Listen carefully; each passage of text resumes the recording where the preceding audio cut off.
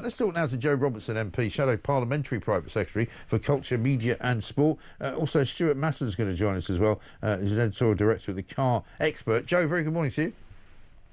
Good to be with you. Yeah, good to see you. We just heard from Lisa Nandy there, your sort of counterpoint in government, talking about basically how they're trying to get money back in people's pockets, that they've given pay rises to the public sector, that energy bills are coming down. They're sort of deluded in Downing Street, it seems to me. They don't seem to understand that the entire country hates everybody in government, thinks they're doing a terrible job, and they're making the Tories actually look good.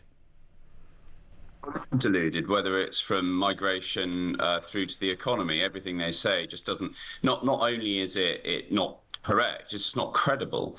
And this idea they're trying to grow the economy, yet they whack businesses, including small and medium-sized businesses that drive growth in this country. They whack them with taxes in the last budget. The idea that that's somehow pro-growth is just so ludicrous, no one believes them. And I think people are just so bored of listening to this.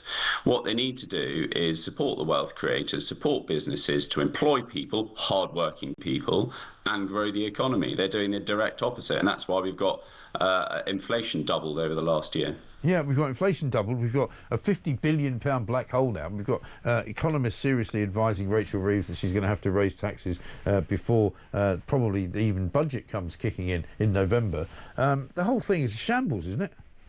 Well, let's not forget, she's already increased taxes by 40 billion in the last budget. Yeah. She's increased borrowing by 30 billion, so that now just the debt interest we pay on that borrowing is more than we spend on defence every year and more than we spend on education every year. Yeah. So where we are now is entirely of her own making. So the fact she's in trouble, she's only got herself to blame and herself to look at. Absolutely. But unfortunately, we're the ones that are picking up the tab for it, because we're the ones that are going to get taxed more. And it's really, really unfortunate that appears to be their only solution. You know, why can't they cut spending? Because their backbenchers won't allow it. Why can't they sort of rein in some of the spending that's going on in the civil service? You know, that's what they should be doing, isn't it? Well, the truth is that government's basically now being run by the backbenchers. I mean, look, they wanted to cut the welfare bill. I support cutting the welfare bill. They failed to get it through because the backbenchers said no. I mean, to be fair, it was a blunt, unworkable set of proposals in their welfare bill. But the truth is that was 5 billion that the Chancellor was trying to give for herself. Because the backbenchers and the Labour Party said no, it now looks like she's not going to get any of that money. There was the winter fuel payment U-turn. In my view, they should never have slashed money from winter fuel. But again, the U-turn on that is going to cost them another 1.5 billion. So her headroom she created for herself, Rachel Reeves, has disappeared. And as we've seen now, reports that she's got to find £40 billion more, having already taxed us 40 billion.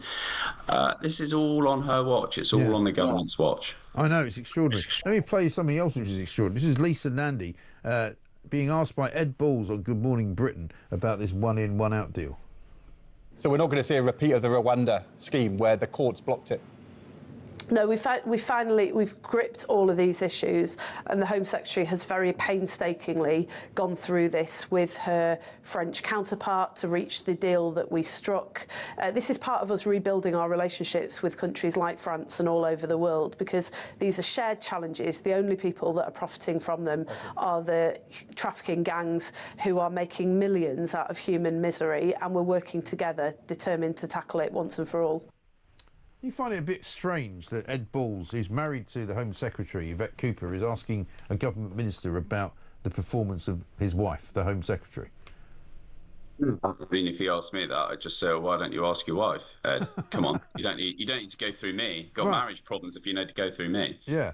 But it's a bizarre situation. I mean, I can't understand. I mean, nothing against Ed Balls, but I don't understand why he's doing that job, you know, particularly when they're doing stories like that. It's very odd. It's very odd. But also, Lisa Nandy was probably too honest there. She said it's about rebuilding our relationship with France.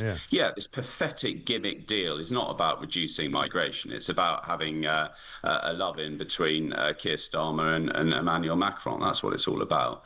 No one's convinced by this one-in, one-out deal. And if you read what it says on the tin, 1 in, 1 out means every time we send someone back, we've got to have someone in. Right. So if 1,000 people cross the channel today, we might be able to send those 1,000 back, but we'll have to have 1,000 more instead. Yeah. So it's just the same. Well, this is it. We're actually going to get more people coming into the country than fewer. It's mad. It's completely mad. Joe, good to talk to you. Thanks very much indeed. Joe Robertson.